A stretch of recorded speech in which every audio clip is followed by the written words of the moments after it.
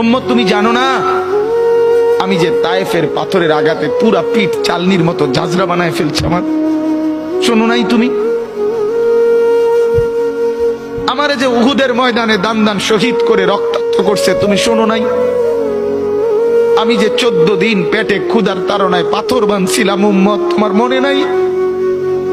একবারও শোনো নাই আমার ক্ষুধার কষ্ট, আমার পিঠের ব্যথা, আমার দাঁতের ব্যথা, আমার কাঁধে 2টা কড়া ঢুকে গেছে? উম্মত, আমার ঘরে 3 মাস আল্লাহর নবীর স্ত্রী আয়েশা বলছে, আল্লাহর কসম উম্মত, নবীর স্ত্রী বলছে 3 মাস 3টা চাঁদ উঠছে ডুবছে, রাইনা হেলালান সুম্মা হেলালান সুম্মা হেলালান, 3 চাঁদ 3 মাসে নবীর 9 জন বিবির কারো ঘরে আম্মা জান আয়েশা বলে 1 ফোঁটা চুলায় আগুন জ্বলে নাই। মা আওকাদাত ফি আবিয়াতে রাসূলিল্লাহ নারুন, নবীর একজন বিবির ঘরেও আগুন জ্বলে নাই।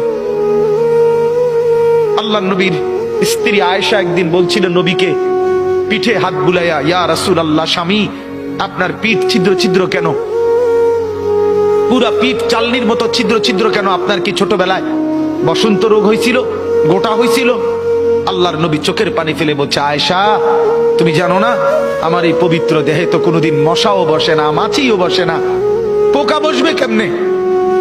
আমার পবিত্র দেহে তো হাঁটলে মেশকের গ্রান বের হয়, আমার পেশাব পায়খানাও তো কোনোদিন জমিনের উপরে 1 সেকেন্ড থাকে না, মাটি ফাঁক করে ভেতরে নিয়ে যায়, সেই আমার গায়ে গোটা হবে কেন? আয়েশা, এগুলো আমার তায়েফের পাথরের আঘাতের রক্তের দাগ।